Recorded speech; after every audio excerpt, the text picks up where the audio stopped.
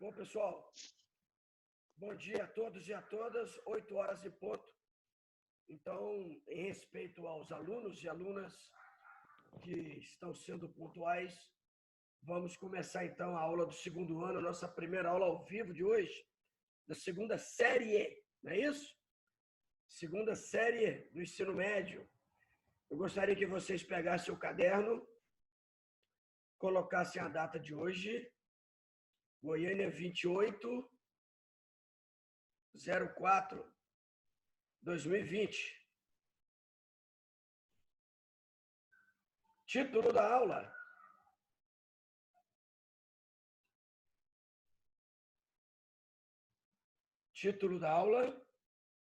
Ocupação do território brasileiro. Esse é o tema. Lembrando que nós, no presencial, fechamos a parte de geografia física brasileira.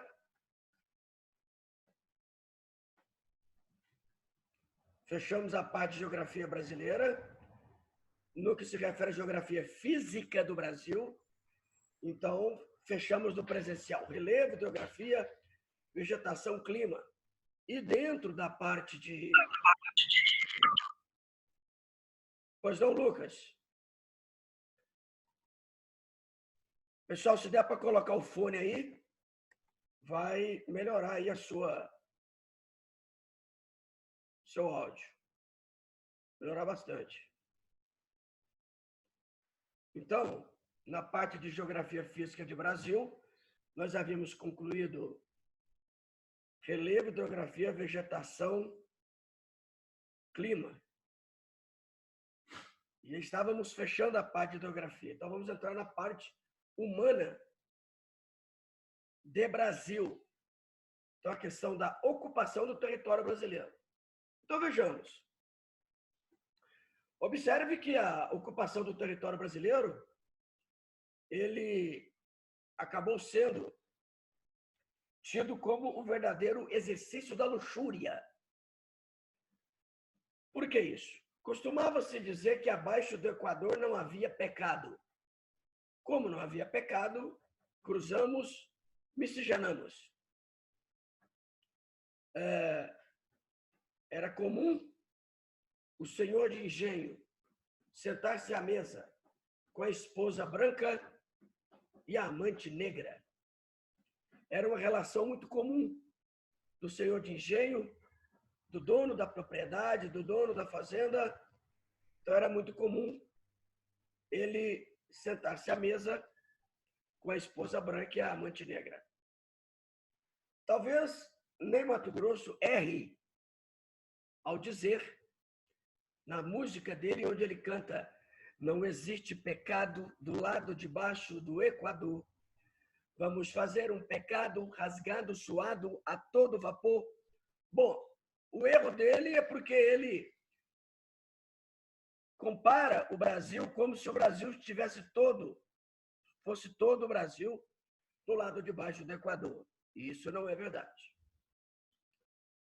Apenas 7% do território brasileiro está no hemisfério norte, está do lado de cima do Equador, 93% está no hemisfério sul, reconheço, mas não é todo o Brasil que está no hemisfério sul, não é isso? Bom, dentro dessa perspectiva, quando você diz que não existe pecado do lado de baixo do Equador,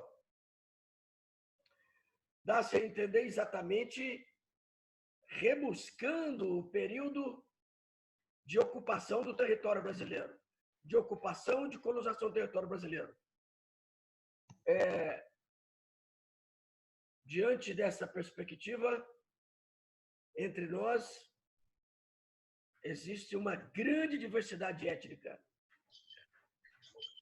E eu quero chamar a sua atenção para o processo de miscigenação. O Brasil é um país altamente miscigenado. E quando dizemos que o Brasil é um país miscigenado, significa que o branco, o negro, o vermelho e o amarelo, branco europeu, negro africano, Isso com relação ao início do processo de ocupação do território brasileiro e do processo de miscigenação. Então, o branco, ao chegar, já encontrou o vermelho. Pois não, Ana Júlia? Diga, Ana Júlia. Nada? Ok. Então, qual que é a sequência do processo de miscigenação? Primeiro estava o vermelho, índio, povo pré-colombiano. Depois chegaram os europeus, brancos, os colonizadores. Todavia, o branco colonizador não conseguia escravizar o índio. Acredita-se que hoje nós tenhamos 1 milhão de índios no Brasil. Atualmente, né? Acredita-se que nós temos 1 milhão de índios no Brasil. Na época de Cabral, nós tínhamos algo em torno de 5 milhões de índios. Só que esses 5 milhões não aceitavam ser escravizados. Conclusão? Necessário se fez buscar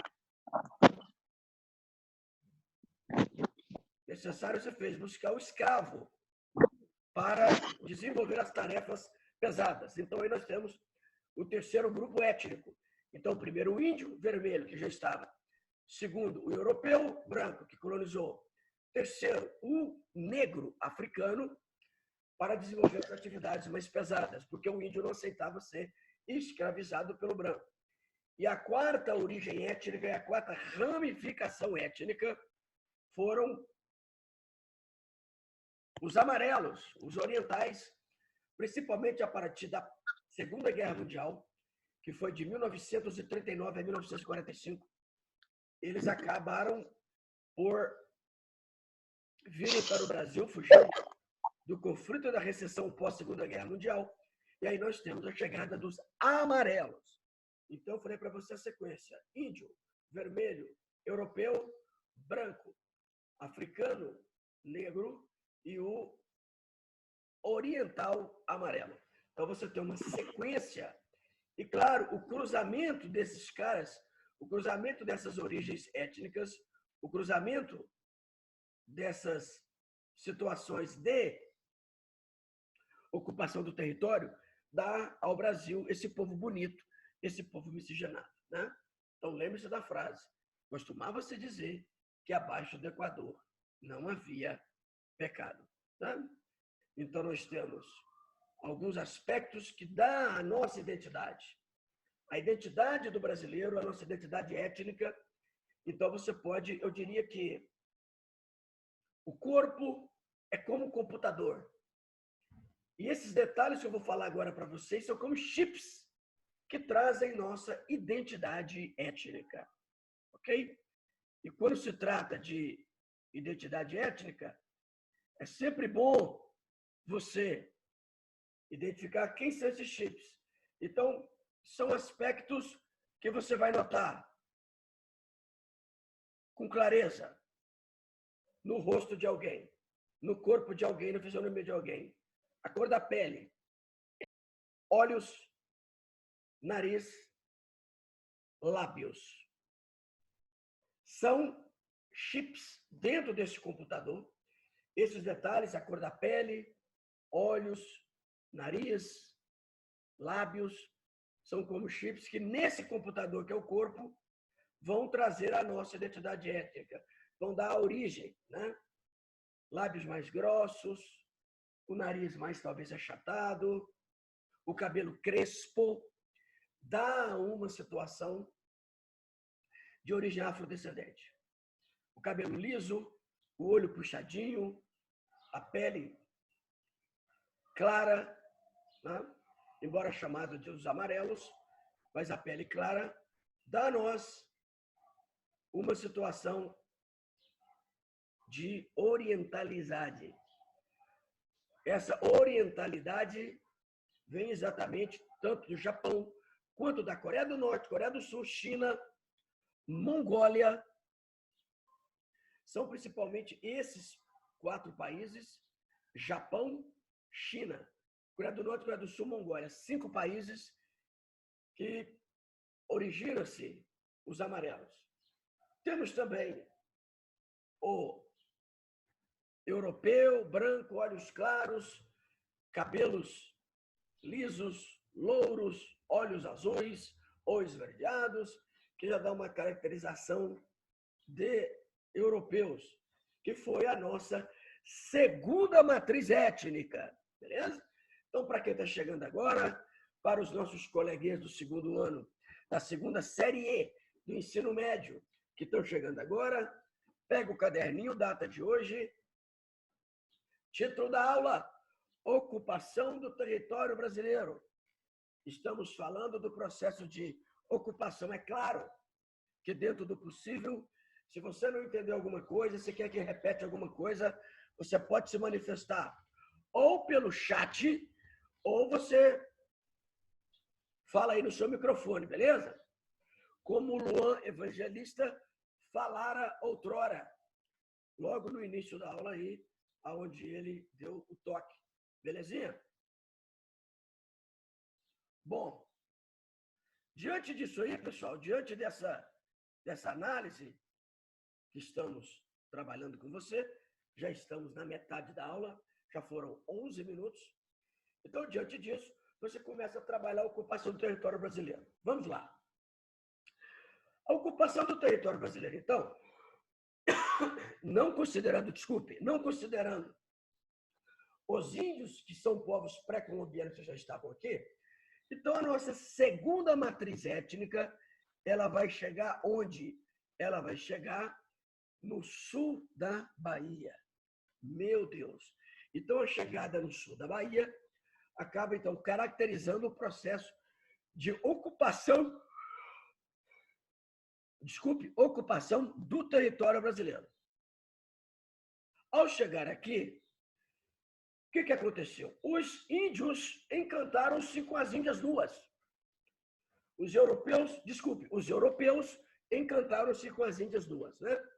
Então, os europeus chegam, segunda matriz, encontram com a primeira matriz, que são os vermelhos índios. O que acontece? Há um encantamento. Tá?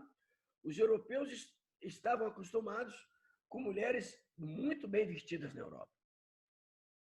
Com vestidos, com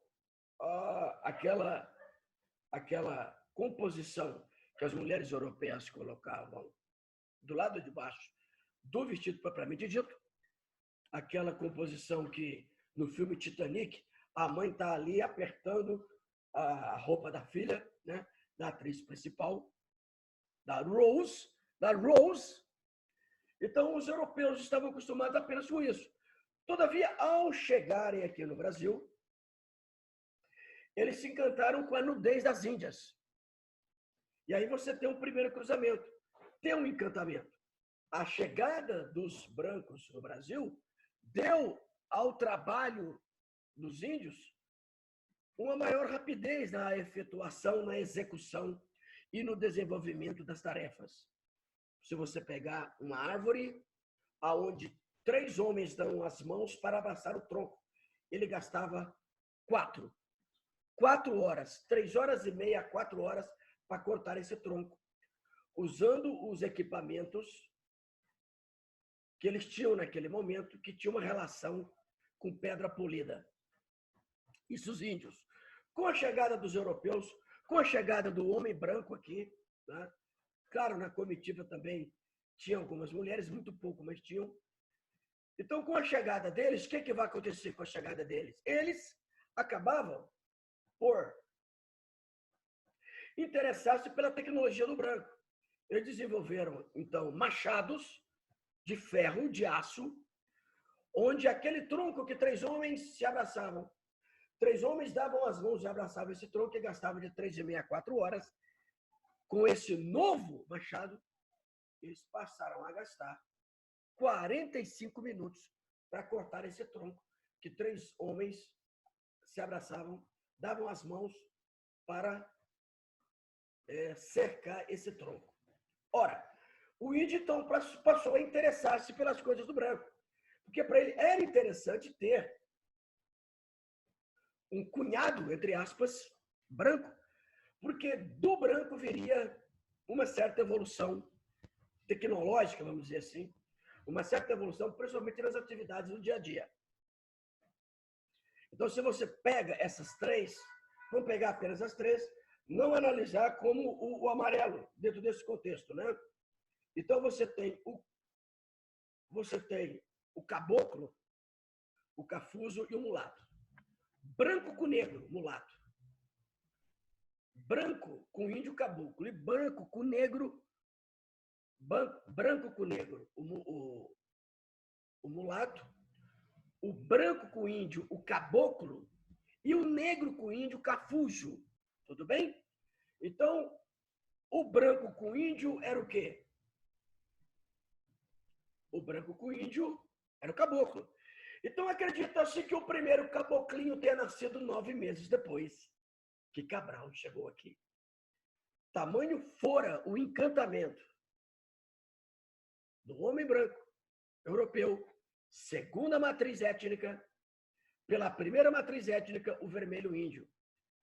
Então, esse encantamento do branco para com a mulher índia, bem como o encantamento do índio para a tecnologia do branco, é claro que nem todos, né? Haviam índios canibais ali no litoral do Rio de Janeiro, né? Que não aceitavam aproximação. Até hoje, dentro desse 1 milhão de índios, acredita-se a FUNAI e a IBGE, muitos ainda não estão socializados. Então, até hoje. Então, não é porque foi em 1500 que não houve a socialização de todos. Hoje também não há socialização em algumas etnias, principalmente na região norte, ali na região de Roraima, na região do Amazonas, alguns pontos longínquos do Pará. Então, não há ainda a aproximação, não há ainda a socialização.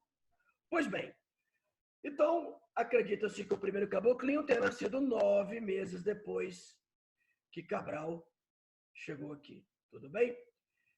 E aí você tem esse conhecimento que eu disse, desse encantamento mútuo, tanto do branco com a Índia, quanto do índio com a tecnologia, não vamos dizer tecnologia, com as novas técnicas oriundas da Europa. Ok. Claro, o tempo foi passando, né? O tempo passou e eu fiquei calado. Então, o tempo foi passando.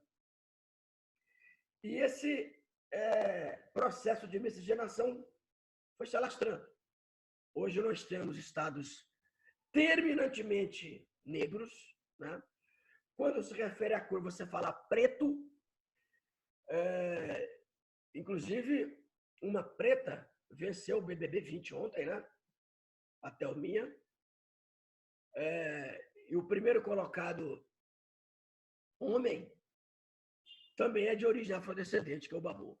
Pois bem, então o que aconteceu? O tempo foi passando, a miscigenação foi ampliando, e nós temos 2 estados de população predominantemente negra, que é a Bahia e o Maranhão. A Bahia e o Maranhão são 2 estados onde você tem um predomínio negro, cor da pele preta, onde você tem a manutenção das origens culturais, étnicas da nossa terceira matriz, que é a afrodescendente. Ok? Eu me considero um afrodescendente. Não retinto, né? Quem são os retintos? Os haitianos são retintos, onde você tem a pele escura, com a pigmentação bem mais escura. Mas eu me considero um afrodescendente não retinto, como eu disse para vocês. É claro que, num próximo momento, na próxima aula, vamos aprofundar mais sobre esse aspecto, sobre esse tema, sobre a questão da ocupação do território brasileiro. Esse é o tema de hoje, né? Onde o aluno e a aluna pode identificar com clareza esse passo a passo, começando da origem, começando dos 3 grupos étnicos, então onde você tem o índio vermelho, o europeu branco, o africano negro e o oriental amarelo. Então você tem essa junção, né? Você tem essa junção posteriormente aonde leva o Brasil a esse processo de miscigenação. Eu quero destacar com vocês uma música de Paralamas do Sucesso, que ele fala exatamente sobre essa questão da etnia, né?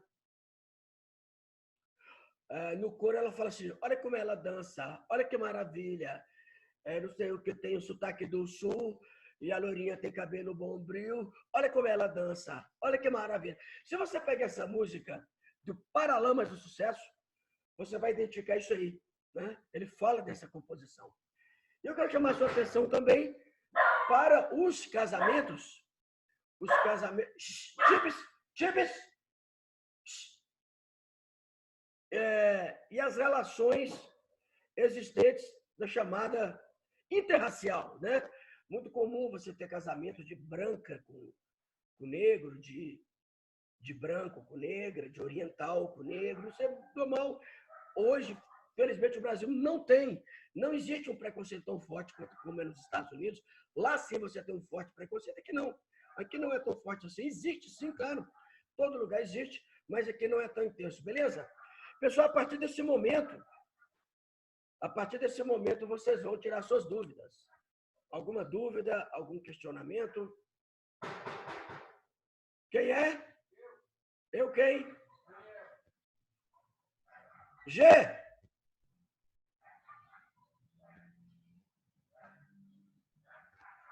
Então, a partir desse momento, vocês vão tirar dúvidas, ok?